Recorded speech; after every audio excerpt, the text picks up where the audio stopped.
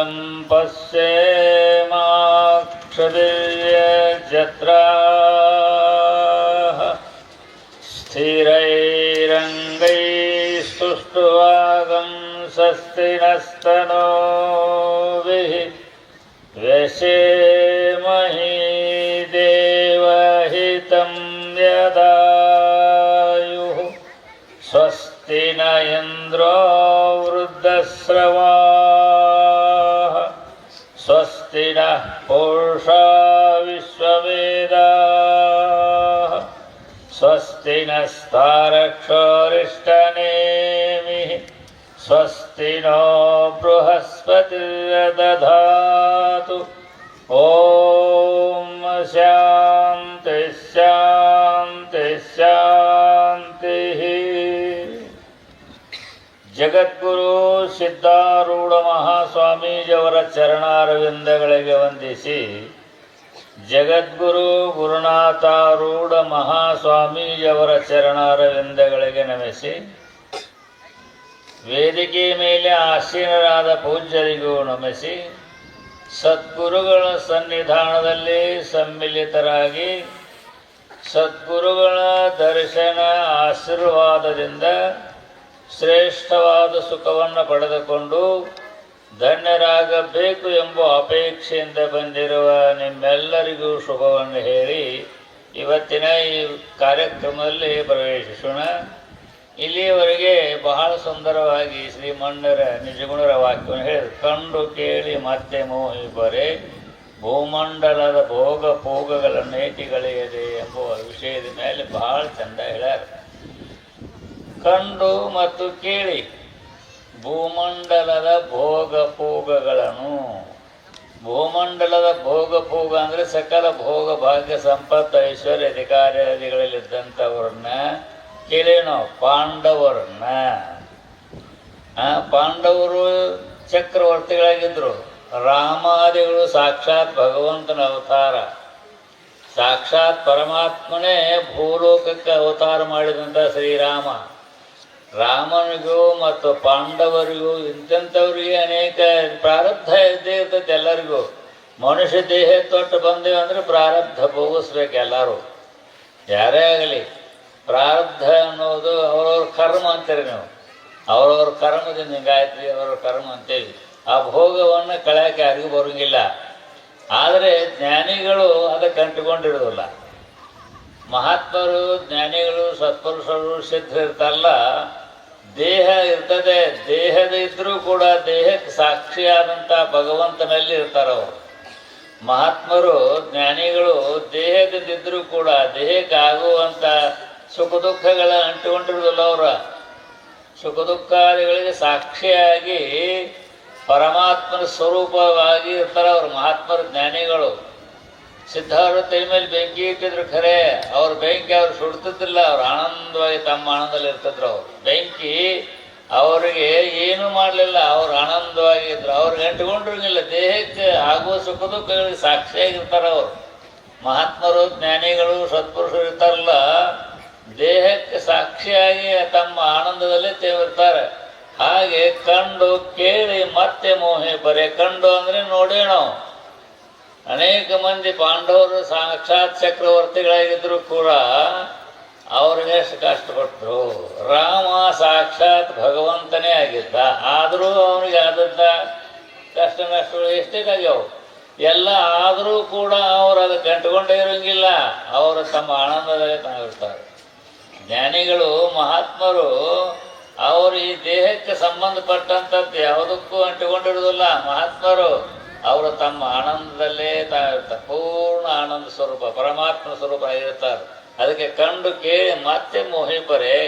ಕಂಡು ಅಂದರೆ ನೋಡೇವಿ, ಕೇಳೇವಿ.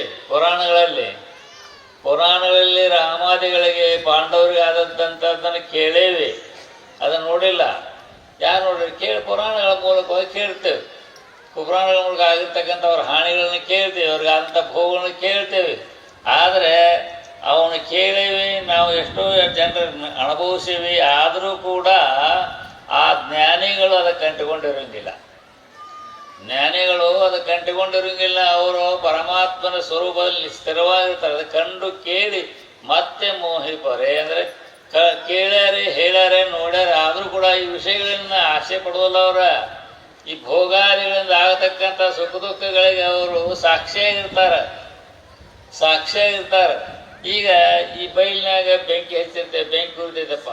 ಬೆಂಕಿ ಕಾವು ಯಾರಿಗಿರ್ತೈತೆ? ನಮ್ಮ ಕುಂತವ್ರಿಗೆ ಕಾವು ಇರ್ತೈತೆ ಅಲ್ಲ. ಆಕಾಶ ಏನು ಇರ್ತೈತೆ ಅದಕ್ಕೆ? ಈ ಬೈಲೈತಲ್ಲ, ನಮ್ಮಂಗೆ ಸುಟ್ಕೊಂಡೈತೆ ಆಕಾಶ. ಅದು ಅವಕಾಶ ಕೊಡೋದು ಅಷ್ಟೇ, ಆದ್ರೆ ಅದನ್ನು ಕುಂತಂಥವ್ರಿಗೆ ಆಗ್ತಾವ. ಹಾಗೆ ಆಕಾಶದಂತೆ ವ್ಯಾಪಕತರ ಅವರು. ಆಕಾಶವತ್ ಸರ್ವಗತಸ್ಯ ನಿತ್ಯ ಅಂತ ಶಾಸ್ತ್ರ. ಆಕಾಶವತ್ ಸರ್ವಗತಸ್ಯ ನಿತ್ಯ ಅಂತ ಜ್ಞಾನಿಗಳು ಆಕಾಶ ಹಂಗೆ ಎಲ್ಲೋ ಅಂಟಿಕೊಳ್ಳಲಾರದಿದೆ ಇಲ್ಲ. ಆಕಾಶ ಅಂಟಿಕೊಳ್ಳಲಾರಂಗಿಲ್ಲ, ಎಲ್ಲ ಅದರಲ್ಲಿ ಆಗ್ತಾವಲ್ಲ ಕೆಲಸಗಳು. ಈ ಬೈಲಿನಲ್ಲಿ ಎಲ್ಲ ಕೆಲಸ ಆಗ್ತೈತಿ. ಈ ಬೈಲಿಗೆ ಅಂಟಿಕೊಂಡೈತೇನು? ಬೈಲಿಗೆ ಯಾವುದನ್ನು ಬಣ್ಣ ಹಚ್ತಾರೆ, ಮನೆಗೆ ಬಣ್ಣ ಹಚ್ತಾರೆ. ಬಣ್ಣ ಆಕಾಶ ಎತ್ತೈತೆ? ಬಣ್ಣ ಆಕಾಶ ಎತ್ತಿಲ್ಲ. ಯಾವ ಆಕಾಶದಲ್ಲಿ ಎಲ್ಲ ನಡೀತಾವ, ಆದ್ರೆ ಆಕಾಶಕ್ಕೆ ಏನು ಹತ್ತಂಗಿಲ್ಲ. ಹಂಗೆ ಜ್ಞಾನಿಗಳು ಅಂದ್ರೆ ಮಹಾತ್ಮರು ಇರ್ತಾರಲ್ಲ, ಆಕಾಶದಂತೆ ಆನಂದವಾಗಿರ್ತಾರೆ. ಅವ್ರಿಗೆ ಆಗತಕ್ಕಂಥ ಸುಖ ದುಃಖ ಅವ್ರಿಗೇನು ಅಂಟೋಂಗಿಲ್ಲ. ಅವ್ರಿಗೆ ಆಗತಕ್ಕಂಥ ದೇಹಕ್ಕೆ ಆಗತಕ್ಕಂಥ ಸುಖ ದುಃಖಗಳಿಗೆ ಸಾಕ್ಷಿಯಾಗಿರ್ತಾರೆ ಮಹಾತ್ಮ. ಅದಕ್ಕೆ ಕಂಡು ಕೇಳಿ ಮತ್ತೆ ಮೋಹಿಪರೆ. ಕಂಡೇವೆ, ಕೇಳೇವೆ, ಮತ್ತೆ ಅದಕ್ಕೆ ಭೋಗಕ್ಕಾಗಿ ಆಸೆ ಪಡ್ತಾರೆ. ಜ್ಞಾನಿಗಳು ಇಲ್ಲ. ಅವರ ಜ್ಞಾನಿಗಳು ನಿರ್ಲಿಪ್ತರಾಗಿರ್ತಾರೆ, ಪೂರ್ಣ ಆನಂದ ಸ್ವರೂಪರಾಗಿರ್ತಾರೆ ಮಹಾತ್ಮರು ಜ್ಞಾನಿಗಳು. ಅವರ ಸನ್ನಿಧಾನದಲ್ಲಿ ಎಲ್ಲ ನಡೀತಾವೆ, ನಡೆದರೂ ಕೂಡ ಅದಕ್ಕೆ ಸಾಕ್ಷಿಯಾಗಿರ್ತಾರಂತ. ಅದು ಜ್ಞಾನಿಗಳಿಗೆ ಮಾತ್ರ, ಗೃಹಸ್ಥರಿಗೆಲ್ಲ. ಗೃಹಸ್ಥರಿಗೆ ಏನಾದ್ರೆ ಅವ್ರ ಸುಖ ದುಃಖಗಳಿಗೆ ಅವ್ರು ತೊಂದರೆ ಪಡ್ತಾರೆ, ಚಿಂತೆ ಪಡ್ತಾರೆ, ಎಲ್ಲ ಆಗ್ತದೆ. ಜ್ಞಾನಿಗಳು ಚಿಂತೆ ಪಡೋಂಗಿಲ್ಲ, ಏನು ಪಡೋಂಗಿಲ್ಲ. ಬರ್ತದ ಹೋಗ್ತದೆ, ಇದು ಬರ್ತಕ್ಕಂಥದ್ದು ಹೋಗ್ತಕ್ಕಂಥದ್ದು. ಸುಖ ದುಃಖೇ ಸಮೀಕೃತ್ವ ಲಾಭಾಲಾಭೋ ಜಯವು ಅಂತ ಭಗವದ್ಗೀತೆಯಲ್ಲಿ ಪರಮಾತ್ಮ ಹೇಳ್ತಾನೆ ಅರ್ಜುನಗ. ಅರ್ಜುನ, ಸುಖ ದುಃಖೇ ಸಮೀಕೃತ್ವ, ಸುಖ ಬರಲಿ ಸಂತೋಷ, ದುಃಖ ಬರಲಿ ಸಂತೋಷ. ದುಃಖ ಬಂದಾಗೂ ಸಂತೋಷ, ಸುಖ ಬಂದಾಗೂ ಸಂತೋಷ. ಶೀತದಲ್ಲಿ ಸಂತೋಷ, ಉಷ್ಣದಲ್ಲಿ ಸಂತೋಷ. ನಿಂದಕರ ಕಂಡ್ರು ಸಂತೋಷ, ಸ್ತುತಿ ಮಾಡೋರು ಕರ್ತೃ ಸಂತೋಷ. ಅವರು ಅದಕ್ಕೆ ಯಾರು ಕಂಡುಕೊಂಡಿರಲ್ಲ. ಜ್ಞಾನಿಗಳು ಮಹಾತ್ಮರು ಸತ್ಪುರುಷರು ಅದಕ್ಕೆ ಅಂಟುಕೊಂಡಿರಂಗಿಲ್ಲ. ಆದರೆ ಅಜ್ಞಾನಿಗಳು ಅವ್ರಿಗೆ ನೋವಾಗ್ತದೆ. ಅವರು ಯಾಕೆ ದೇಹವೇ ನಾನು, ಪ್ರಾಣವೇ ನಾನು, ನಂದಂತ ಅಭಿಮಾನ ಇರ್ತದೆ. ಅಭಿಮಾನಕ್ಕೆ ದುಃಖ ಆಗ್ತದೆ. ಅಭಿಮಾನ ಸಾಂಡವ ಮುಕ್ತಿರು ಕಡೆಗೆ ಯಾವ ತುಕಾರಾಮ್ ಹೇಳಿದ. ಅಭಿಮಾನ ಬಿಟ್ಟರೆ ಮೋಕ್ಷ ನಿನ್ನ ಸ್ವರೂಪವೇ. ಅಭಿಮಾನವನ್ನು ಬಿಟ್ಟರೆ ಸುಖ ನಿನ್ನ ಸ್ವರೂಪವಾಗಿದೆ. ಸುಖ ಹುಡುಕೊಂಡು ಹೋಗಬೇಕಾಗಿಲ್ಲ. ಪರಮಾತ್ಮನ ಸ್ವರೂಪ ಪೂರ್ಣವಾಗಿದೆ. ಪೂರ್ಣವಾದ ಪೂರ್ಣಮಿದಮ್ಮ ಅಂತ ಹೇಳಿ ಶಾಸ್ತ್ರ. ಪರಮಾತ್ಮ ಪರಿಪೂರ್ಣವಾಗಿದ್ದಾನೆ. ಎಲ್ಲ ಪುರಸ್ತಾತ್ ಬ್ರಹ್ಮ, ಪಶ್ಚಾತ್ ಬ್ರಹ್ಮ, ದಕ್ಷಿಣೋತ್ತರೇ ನರಸ್ಯೋರ್ಧಂಚ ಪ್ರಸುತಂ ಬ್ರಹ್ಮೈವೇದಂ ವಿಶ್ವಮಿದಂ ವರಿಷ್ಠಂ ಅಂತ ಹೇಳ್ತಾರೆ ಜ್ಞಾನಿಗಳು. ಶ್ರುತಿ ಹೇಳ್ತದೆ ಪರಮಾತ್ಮನೇ ಮುಂದು ಹಿಂದು ಎಡಕ ಬಲಕ ತೆಳಗ ಮೇಲೆ ಎಲ್ಲ ಕಡೆಯಲ್ಲೂ ಪರಮಾತ್ಮ ತುಂಬಿಕೊಂಡಿದ್ದಾನೆ.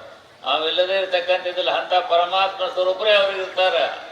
ಪರಮಾತ್ಮ ಇಲ್ಲದಂತಲ್ಲ, ಅದರ ಸ್ವರೂಪವೇ ಮಹಾತ್ಮರು. ಪರಮಾತ್ಮನ ಸ್ವರೂಪರೇ ಮಹಾತ್ಮರೇ ಇರ್ತಾರೆ. ಅದಕ್ಕೆ ಅವರು ಆನಂದವಾಗಿರ್ತಾರೆ. ಅಜ್ಞಾನಿಗಳಾದ್ರೆ ಸುಖ ದುಃಖಗಳೇ ಭಯ ಪಡ್ತಾರೆ, ಹೆದರ್ತಾರೆ, ಅಳ್ತಾರೆ, ನಗುತ್ತಾರೆ ಅಜ್ಞಾನಿಗಳು. ಜ್ಞಾನಿ ಮಾತ್ರ ಅವಕ್ಕೆಲ್ಲ ಗಂಟೆಗಳು ತನ್ನ ಆನಂದದಲ್ಲಿ ತಾನೇ ಇರ್ತಾನೆ. ಅದಕ್ಕೆ ಅಂತಲ್ಲ, ಸುಖ ದುಃಖಗಳನ್ನೆಲ್ಲ ಅರಿಯತಕ್ಕಂಥ ಆತ್ಮ ಪರಿಪೂರ್ಣವಾದ ಪರಮಾತ್ಮ ಅಂತ ಹೇಳಿ ಶಾಸ್ತ್ರ ಹೇಳ್ತದೆ. ಅಂಥ ಪೂರ್ಣ ಜ್ಞಾನವನ್ನು ಪಡೆದಂಥವರು ಸಿದ್ಧಾರೂಢ ಮಹಾತ್ಮರು. ಜಗದ್ಗುರು ಸಿದ್ಧಾರೂಢರು ಪೂರ್ಣ ಪರಬ್ರಹ್ಮ ಸ್ವರೂಪರೇ. ಲೋಕ ಕಲ್ಯಾಣಕ್ಕಾಗಿನೇ ಬಂದಂಥ ಅವತಾರ ಅದು. ಲೋಕ ಕಲ್ಯಾಣಕ್ಕೋಸ್ಕರವಾಗಿನೇ ಮಹಾತ್ಮರ ಅವತಾರ. ಲೋಕ ಕಲ್ಯಾಣಕ್ಕಾಗಿ ಲೋಕವನ್ನ ಜ್ಞಾನ ದೃಷ್ಟಿಯಿಂದ ಅಳದವರಿಗೆ ಶಾಶ್ವತವಾದ ಸುಖವನ್ನು ಅನುಗ್ರಹಿಸುವುದಕ್ಕೋಸ್ಕರ ನೋಡಿ ಕೆಲರಂ, ಮಾತನಾಡಿ ಕೆಲರಂ, ಮೂಟೆ ಕೂಡಿ ಕೆಲ ಜೀವರನ್ನ ದೇವರನ್ನಾಗಿ ಮಾಡುವ ಆಚಾರ ಅಂತ ಹೇಳಿ ಮಹಾತ್ಮರು ಸಿದ್ಧಾರೂಢರು ಗುರುನಾಥರು ನೋಡಿ ಕೆಲರಂ, ನೋಟು ಮಾತ್ರ ಉದ್ಧಾರ ಮಾಡ್ತಾರೆ. ನಮಗೆ ಹಸ್ತ ಇಟ್ಟು ಉದ್ಧಾರ ಮಾಡ್ತಾರೆ. ನಮಗೆ ತಮ್ಮ ಯಾವ ಪ್ರಸಾದದ ಮೂಲಕವಾಗಿ ನಮ್ಮನ್ನು ಉದ್ಧಾರ ಮಾಡ್ತಾರೆ. ಅವರಲ್ಲಿ ಆ ಶಕ್ತಿ ಇರ್ತದೆ. ಜ್ಞಾನಿಗಳಲ್ಲಿ ಅಜ್ಞಾನಿಗಳನ್ನು ಉದ್ಧಾರ ಮಾಡುವ ಶಕ್ತಿ ನೋಟ ಮಾತ್ರದಿಂದ ಅವ್ರ ಕರುಣಾದೃಷ್ಟಿಯಿಂದ ನಮ್ಮನ್ನು ನೋಡಿದ್ರೆ ಸಾಕು ನಮ್ಮ ಪಾಪದ ಹೋಗ್ತಾವ. ನಮ್ಮನ್ನು ಕರುಣಾದೃಷ್ಟಿಯಿಂದ ಮಹಾತ್ಮರು ನೋಡಿದ್ರೆ ಸಾಕು ನಮ್ಮಲ್ಲಿರ್ತಕ್ಕಂಥ ಅಜ್ಞಾನದ ದೋಷ ಎಲ್ಲ ಹೋಗ್ಬಿಡ್ತಾವ. ಮುಟ್ಟಿ ಅವ್ರ ಹಸ್ತವನ್ನಿಟ್ಟು ಮಾತನಾಡಿದ್ರೆ ಉಪದೇಶ ಮಾಡಿ ಹೀಗೆ ಜ್ಞಾನಿಗಳು ಮಹಾತ್ಮರು ಸಂತರು ನಮ್ಮನ್ನ ಅನೇಕ ವಿಧವಾದ ರೂಪದಲ್ಲಿ ಉದ್ಧಾರ ಮಾಡ್ತಾರೆ, ನಮ್ಮ ದೋಷವನ್ನು ಕಳಿತಾರೆ, ನಮ್ಮನ್ನು ಮುಕ್ತರನ್ನಾಗಿ ಮಾಡ್ತಾರೆ. ಅಂತ ಶಕ್ತಿ ಮಹಾತ್ಮರಲ್ಲಿರ್ತದೆ, ಜ್ಞಾನಿಯಲ್ಲಿರ್ತದೆ. ಆದ್ರಿಂದ ನಾವೆಲ್ಲರೂ ಕೂಡ ಭಯ ಭಕ್ತಿ ಶ್ರದ್ಧೆಯಿಂದ ಕೂಡ್ಕೊಂಡಿದ್ರೆ ನಾವು ಉದ್ಧಾರ ಆಗ್ತೇವೆ. ನಮ್ಮಲ್ಲಿ ಏನು ಬೇಕು? ಭಯ ಭಕ್ತಿ ಶ್ರದ್ಧೆಯಿಂದ ಕೂಡ್ಕೊಂಡು ಅವ್ರಿಗೆ ನಾವು ಶರಣಾಗತರಾದದ್ದಾದರೆ ನಾವು ಪಾವನರಾಗ್ತೇವೆ, ಪವಿತ್ರ ಆಗ್ತೇವೆ. ನಮ್ಮ ದುಃಖ ಎಲ್ಲ ದೂರ ಆಗ್ತದೆ, ನಾವು ಶಾಶ್ವತ ಸುಖ ಸ್ವರೂಪರಾಗ್ತೀವಿ. ಅದಕ್ಕೋಸ್ಕರ ಲೋಕ ಕಲ್ಯಾಣಕ್ಕಾಗಿನೇ ಶಾಂತೋ ಮಹಾಂತೋ ನಿವಸಂತಿ ಸಂತಹ ವಸಂತವಲ್ಲೋಕಹಿತಶ್ಚರಂತಹ ಅಂತ ಹೇಳ್ತಾರೆ ಶಾಸ್ತ್ರ. ಜ್ಞಾನಿಗಳು ಮಹಾತ್ಮರು ಲೋಕ ಕಲ್ಯಾಣಕ್ಕೋಸ್ಕರವಾಗಿ ಸಂಚಾರ ಮಾಡ್ತಾರೆ. ಸಂಚಾರ ಯಾಕಂದ್ರೆ ಅವ್ರದಂದ್ರೆ ನಮ್ಮ ಉದ್ಧಾರಕ್ಕಾಗಿ, ನಮ್ಮಗಳ ಉದ್ಧಾರಕ್ಕೋಸ್ಕರವಾಗಿ, ನಮ್ಮನ್ನು ಪವಿತ್ರ ಮಾಡಿ ನಮಗೆ ಶಾಶ್ವತ ಸುಖವನ್ನು ಅನುಗ್ರಹಿಸುವುದಕ್ಕೋಸ್ಕರವಾಗಿಯೇ ಮಹಾತ್ಮರು ಸಂಚಾರ ಮಾಡ್ತಿರ್ತಾರೆ. ಮಹಾತ್ಮರ ಸಂಚಾರ ನಮ್ಮ ಉದ್ಧಾರ. ಹೀಗೆ ನಾವೆಲ್ಲರೂ ಕೂಡ ಅಂತಪ್ಪ ಶ್ರೋತ್ರಿಯ ಬ್ರಹ್ಮನಿಷ್ಠರಾದಂಥ ಸದ್ಗುರುವಿಗೆ ಶರಣಾಗತರಾಗಿ ನಾವು ನಮ್ಮ ಅಜ್ಞಾನವನ್ನು ಕಳ್ಕೊಂಡು, ನಮ್ಮ ದೋಷವನ್ನು ಕಳ್ಕೊಂಡು ನಾವು ನಿರ್ದೋಷಿಗಳಾಗಿ ಪವಿತ್ರರಾಗಿ ಪರಮಾತ್ಮನ ಯಥಾರ್ಥ ಜ್ಞಾನ ಮಾಡಿಕೊಂಡು ನಿತ್ಯ ಸುಖವನ್ನು ಪಡ್ಕೊಳ್ತಕ್ಕಂಥದ್ದಾಗ್ತದೆ. ಆದ್ದರಿಂದ ಅಂಥ ಮಾನವ ಜನ್ಮ ತೊಟ್ಟು ಬಂದೇವೆ ನಾವು. ಶ್ರೇಷ್ಠವಾದ ಮಾನವ ಜನ್ಮ ಇದು. ಇದನ್ನು ಇಂಥ ಸತ್ಸಂಗದಲ್ಲಿ ಭಾಗಿಗಳಾಗಿ ಮಹಾತ್ಮರ ದರ್ಶನ ಆಶೀರ್ವಾದ ಪಡ್ಕೊಂಡ ಈ ಮಾನವ ಜನ್ಮವನ್ನು ಉದ್ಧಾರ ಮಾಡಿಕೊಂಡಾದ್ರೆ ಯಥಾರ್ಥ ಜ್ಞಾನ ಮಾಡಿಕೊಂಡ ನಾವು ಮುಕ್ತರಾಗಬೇಕು. ಅಂದರೆ ಶಾಶ್ವತ ಸುಖ ಸ್ವರೂಪರಾಗಬೇಕು, ಆನಂದ ಸ್ವರೂಪರಾಗಬೇಕು. ಆದ್ದರಿಂದ ಅವರ ಕರುಣಾದೃಷ್ಟಿ ನಮ್ಮ ಮೇಲೆ ಬೀಳಬೇಕು. ಮಹಾತ್ಮರ ಕರುಣಾ ಕೃಪಾಟ ಕಟಾಕ್ಷ ನಮ್ಮ ಮೇಲೆ ಬಿದ್ದದ್ದಾದರೆ ನಾವು ಉದ್ಧಾರ ಆಗ್ತೀವಿ, ನಾವು ಧನ್ಯರಾಗ್ತೀವಿ. ಪರಮಾತ್ಮನ ಯಥಾರ್ಥ ಸ್ವರೂಪದ ಆನಂದವನ್ನು ನಾವು ಪಡ್ಕೊಂಡ ಮುಕ್ತರಾಗ್ತೇವೆ, ನಿತ್ಯ ಸುಖಿಗಳಾಗ್ತೇವೆ. ಅಂಥದಕ್ಕೋಸ್ಕರವಾಗಿ ಸಂಚಾರ ಮಾಡ್ತಾ ಇರ್ತಾರೆ ಮಹಾತ್ಮರು. ಅವ್ರ ದರ್ಶನ ಮಾಡ್ಕೊಳ್ರಿ, ಅವ್ರ ಆಶೀರ್ವಾದ ಪಡ್ಕೊಳ್ರಿ. ಈ ಮನುಷ್ಯ ಜನ್ಮದ ಸಾರ್ಥಕ ಮಾಡ್ಬೇಕು. ಸೇವಾ ಮಾಡ್ರಿ, ಕಾಯ ವಾಚ ಮನಸ ಅಂತದೆ ಸೇವಾ ಮಾಡಕ್ಕೆ. ಶರೀರದಿಂದ ಮಾಡ್ರಿ, ವಾಣಿಯಿಂದ ನಾಮಸ್ಮರಣೆ ಮಾಡ್ರಿ, ಭಗವನ್ ನಾಮಸ್ಮರಣೆ, ಗುರುವಿನ ನಾಮಸ್ಮರಣೆ. ಮನಸ್ಸಿನಂತೆ ಸದ್ಗುರುನಾಥನ ಪರಮಾತ್ಮನ ಸ್ಮರಣ ಮಾಡಿಕೊಡ್ರಿ. ಮನಸ್ಸುದ್ಧಿ ಆಗಬೇಕಾದ್ರೆ ನಾವು ಮನಸ್ಸಲ್ಲಿ ಏನೇನೋ ಸಂಕಲ್ಪ ಮಾಡ್ತೇವೆ, ಕೆಟ್ಟದ್ದು ಅದರಿಂದ ಪಾಪ ಬರ್ತದೆ. ಆ ಪಾಪ ಎಲ್ಲ ಹೋಗಿ ಪವಿತ್ರ ಆಗಬೇಕು. ಮನಸ್ಸು ಪರಮಾತ್ಮನ ಗುರುವಿನ ಸ್ಮರಣ ಮಾಡಿಕೊಡ್ರಿ. ಮನಸ್ಸಿನಲ್ಲಿ ಗುರುವಿನ ಸ್ಮರಣ ಮಾಡಿಕೊಡ್ರಿ, ನಿಮ್ಮ ಮನಸ್ಸಲ್ಲಿರ್ತಕ್ಕಂಥ ಪಾಪ ಹೋಗ್ತದೆ. ನಾಲಿಗೆ ಕೊಟ್ಟನು ಪರಮಾತ್ಮ, ನಾಲಿಗೆಯಿಂದ ಗುರುವಿನ ನಾಮಸ್ಮರಣೆ ಮಾಡ್ರಿ, ಪರಮಾತ್ಮ ನಾಮಸ್ಮರಣೆ ಮಾಡ್ರಿ. ನಾಲಿಗೆಯಿಂದ ಆದ ಪಾಪ ಹೋಗ್ತದೆ. ಅದಕ್ಕೆ ಭದ್ರಂ ಕರ್ಣೇಭಿ ಶೃಣುಯಾಮ ದೇವಾಹ ಭದ್ರಂ ಪಶ್ಯೇಮಾಕ್ಷಭಿರ್ಯಜತ್ರಾಹ ಸ್ಥಿರೈರಂಗೈ ಸ್ತುಷ್ಟವಾಗಂ ಸ್ವಸ್ತಿ ನಸ್ತನೂಭಿಃ ವ್ಯಶೇಮಹಿ ದೇವಹಿತಂ ಯದಾಯು ಅಂಥೇಳಿ ಶ್ರುತಿ ಹೇಳ್ತದೆ. ವೇದ ಏನು ಹೇಳ್ತದೆ? ಹೇ ಪರಮಾತ್ಮ ಅಂತ ಪ್ರಾರ್ಥನೆ ಮಾಡ್ಯ ಋಷಿಗಳು, ಜ್ಞಾನಿಗಳು ಪ್ರಾರ್ಥನೆ ಮಾಡ್ಕೊಂಡಾರ. ಏನು ಪಡ್ಕೊಂಡ? ಭದ್ರಂ ಕರ್ಣೇಭಿ ಶೃಣುಯಾಮ ದೇವ. ಹೇ ದೇವ, ಈ ಮನುಷ್ಯ ಜನ್ಮ ಕೊಟ್ಟಿದ್ದಿ, ಎಲ್ಲ ಅವಯವಗಳದಾವ, ಕಣ್ಣು ಕಾರು ಕಿವಿ ಮೂಗು ಎಲ್ಲ ಅವಯವಗಳದಾವ. ಇವೆಲ್ಲ ಪವಿತ್ರವಾದ ಪುಣ್ಯವನ್ನೇ ಮಾಡುವಂತೆ ಕೊಡಿಸು. ಕರ್ಣೇಭಿ ಅಂದ್ರೆ ಕಿವಿಗಳು, ಕರ್ಣ ಕಿವಿಗಳು. ಅವು ಕೇಳ್ಕೊಂಡಾರ ಮಹಾತ್ಮರು. ಈ ಕಿವಿಗಳಿಂದ ಒಳ್ಳೆಯದನ್ನೇ ಕೇಳುವಂತೆ ಮಾಡು ಪರಮಾತ್ಮ. ಭಗವನ್ ನಾಮ ಸ್ಮರಣೆ ಕೇಳುವಂತೆ ಮಾಡು. ಪುರಾಣ ಪುಣ್ಯ ಕಥೆಗಳನ್ನು ಕೇಳುವಂತೆ ನನ್ನ ಕಿವಿಗೆ ಕೊಡು ಪರಮಾತ್ಮ. ಕೆಟ್ಟದ್ದನ್ನು ಕೇಳುವಂತೆ ಮಾಡಬೇಡ. ನಿಂದ ಚಾಡ ಮತ್ತೊಂದು ಮುಗದೊಂದು ಕೆಟ್ಟದ್ದನ್ನು ನನ್ನ ಕಿವಿಗೆ ಬೀಳಬಾರ್ದು. ನನ್ನ ಕಿವಿಗೆ ಒಳ್ಳೆಯದೇ ಬೀಳುವಂತೆ ಮಾಡು ಹೇ ಪರಮಾತ್ಮ ಅಂತ ಹೇಳಿ ಕೇಳ್ಕೊಂಡಾರ. ಕಣ್ಣು ಕೊಟ್ಟನ ಪರಮಾತ್ಮ. ಈ ಕಣ್ಣಿಂದ ಮಹಾತ್ಮರನ್ನು ನೋಡ್ರಿ, ಸಂತ ಶಿವಯೋಗಿಯನ್ನು ನೋಡ್ರಿ, ಶರಣರನ್ನು ನೋಡ್ರಿ, ದೇವರನ್ನು ನೋಡ್ರಿ. ದೇವರಂದ್ರೆ ಗುಡಿಯಲ್ಲಿರ್ತಕ್ಕಂಥ ದೇವತೆಗಳನ್ನ ನೋಡ್ರಿ. ಕಣ್ಣು ಪವಿತ್ರ ಆಗ್ತಾವ. ಕಿವಿ ಮಹಾತ್ಮರ ಉಪದೇಶ ಕೇಳ್ರಿ, ಕಿವಿ ಪವಿತ್ರ ಆಗ್ತಾವ. ಕಿವಿಯಿಂದ ಚಾಡಾನಿಂದ ಕೇಳಿರ್ತಿ ಅದೆಲ್ಲ ಹೋಗ್ತದೆ. ಕಿವಿಯಿಂದ ಚಾಡಾನಿಂದ ಮತ್ತೊಂದು ಕೇಳಿದಂಥ ದೋಷ ಇಂಥ ಶಾಸ್ತ್ರ ಪುರಾಣ ಕೇಳೋದ್ರಿಂದ ಆ ಪಾಪ ಹೋಗ್ತದೆ. ಕಣ್ಣಿನಿಂದ ಕೆಟ್ಟದ್ದನ್ನು ನೋಡಿ ಪಾಪ ಇರ್ತದೆ. ಅದನ್ನು ಒಳ್ಳೆಯ ಮಹಾತ್ಮರನ್ನು ನೋಡ್ರಿ, ದೇವರನ್ನು ನೋಡ್ರಿ, ಕಣ್ಣು ಪವಿತ್ರ ಆಗ್ತಾವೆ. ನಾಲಿಗೆಯಿಂದ ಭಗವನ್ ನಾಮಸ್ಮರಣೆ ಮಾಡ್ರಿ, ನಾಲಿಗೆ ಪವಿತ್ರ ಆಗ್ತದೆ. ಕೆಟ್ಟದ್ದು ಚಾಡಾನಿಂದ ಹೇಳಿ ನಾಲಿಗೆ ಕೆಟ್ಟಿರ್ತೈತೆ, ಅದು ಪವಿತ್ರ ಆಗಬೇಕಾದ್ರೆ ಮಹಾತ್ಮರ ಸ್ತುತಿ ಮಾಡ್ರಿ.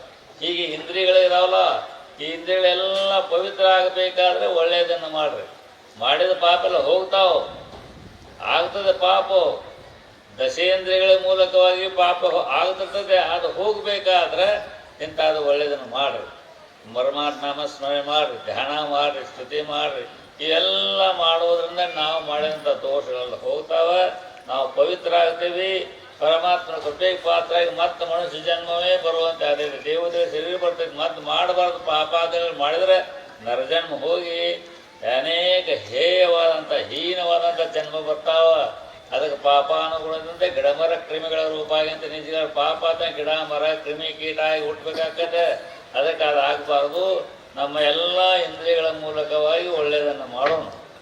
ಒಳ್ಳೆಯದನ್ನು ಮಾಡಿ ಒಳ್ಳೆಯವರಾಗಿ ಈ ಮನುಷ್ಯ ಜನ್ಮವನ್ನು ಸಾರ್ಥಕ ಮಾಡಿಕೊಂಡ ಮುಂದಿನ ಜನ್ಮಗಳು ಕೂಡ ಶ್ರೇಷ್ಠವಾದ ಶುಚೀನಾಂ ಶ್ರೀಮತಾಂಗೇಹೇ ಯೋಗಭ್ರಷ್ಟೋ ವಿಜಾಯತೆ ಅಥವಾ ಯೋಗಿನಾಮೇ ಕುಲೇ ಬಹುತಿ ಧೀಮತಾಂ. ಭಗವಂತ ಹೇಳ್ತಾನೆ ಗೀತೆಯಲ್ಲಿ ಅರ್ಜುನ ನಾವು ಕಣ್ಣಿನಿಂದ ಕಿವಿಯಿಂದ ಕೈಯಿಂದ ಅನೇಕ ಶ್ರೇಷ್ಠವಾದ ಪುಣ್ಯದ ಕರ್ಮ ಮಾಡಿದ್ವು ಅಂದರೆ ನಾವು ಮತ್ತೆ ಶ್ರೇಷ್ಠವಾದಂಥ ಜನ್ಮ ಬರ್ತಾವೆ. ನಾವು ಹೇಳ್ತಾನೆ ಪರಮಾತ್ಮ ಶುಚೀನಾಂ ಶ್ರೀಮತಾಂ ಗೇಹ ಅಂದರೆ ಪವಿತ್ರವಾದಂಥ ಶ್ರೀಮಂತರಾಗಿ ಹುಟ್ಟುತ್ತೇವೆ ಈಗ ಪುಣ್ಯ ಮಾಡಿದರೆ. ಈಗ ಇಂಥ ಸತ್ಸಂಗಾದಿಗಳನ್ನು ಮಹಾತ್ಮ ಸೇವೆಯನ್ನು ದಾನ ಧರ್ಮಗಳನ್ನು ಮಾಡೋದ್ರಿಂದ ಮುಂದಿನ ಜನ್ಮಗಳು ಶ್ರೇಷ್ಠವಾದ ಶ್ರೀಮಂತ ಜನ್ಮ ಬರ್ತಾವೆ. ಅದಕ್ಕೋಸ್ಕರವಾಗಿ ನಾವು ಇಂಥ ಮನುಷ್ಯ ಜನ್ಮ ಬಂದಾಗ ನಾವು ಒಳ್ಳೆಯದನ್ನು ಮಾಡೋಣ. ಒಳ್ಳೆಯದನ್ನು ಮಾಡಿ ಮನುಷ್ಯ ಜನ್ಮವನ್ನು ಸಾರ್ಥಕ ಮಾಡಿಕೊಂಡು ಪವಿತ್ರ ಆಗಿರ್ತಕ್ಕಂಥ ಭಗವಂತನ ಸಾಕ್ಷಾತ್ಕಾರ ದ್ವಾರ ನಿತ್ಯ ಸುಖವನ್ನು ಪಡ್ಕೊಂಡ ಧನ್ಯರಾಗೋಣ. ಅದಕ್ಕಾಗಿ ಬಂದದ್ದು ಈ ಮನುಷ್ಯ. ಅದಕ್ಕೆ ಎಂಥ ಮಾನವ ಜನ್ಮ ಏನು ಕೆಡಿಸಿ ಬಿಟ್ಟರೆ ಎಂಬತ್ತು ಮತ್ತೊಮ್ಮೆ ಈ ಮನುಷ್ಯ ಜನ್ಮ ಮೋಕ್ಷವನ್ನು ಪಡ್ಕೊಳಕ್ಕೆ ಬಂದದ್ದನ್ನು ವ್ಯರ್ಥವಾಗಿ ವಿಷಯಗಳ ಹಾಕಿ ಕೆಡಿಸ್ಬಿಡ್ತೀರಲ್ಲಪ್ಪ. ಮಾಡಬೇಡ್ರಿ, ಒಳ್ಳೆಯದನ್ನು ಮಾಡಿರಿ. ಇಂದ್ರಿಯಾದಿಗಳ ಮೂಲಕವಾಗಿ ಒಳ್ಳೆಯದನ್ನು ಮಾಡಿ ಮಹಾತ್ಮರ ಕೃಪೆಗೆ ಪಾತ್ರರಾಗಿ ಈ ಮನುಷ್ಯ ಜನ್ಮದ ಸಾರ್ಥಕ ಮಾಡಿಕೊಂಡು ಧನ್ಯರಾಗ್ರಿ ಅಂತ ಹೇಳ್ಯಾರ. ಅಂಥ ರೀತಿಯಾದ ಧನ್ಯತ್ವವನ್ನು ಸದ್ಗುರು ಸಿದ್ಧಾರರು ನಿಮ್ಮೆಲ್ಲರಿಗೂ ಅನುಗ್ರಹಿಸಿ ರಕ್ಷಿಸಲಿ ಎಂಬುದಾಗಿ ಹೇಳಿ ನಾನು 4 ವಾಕ್ಯ ಹೋಗ್ತಾರೆ.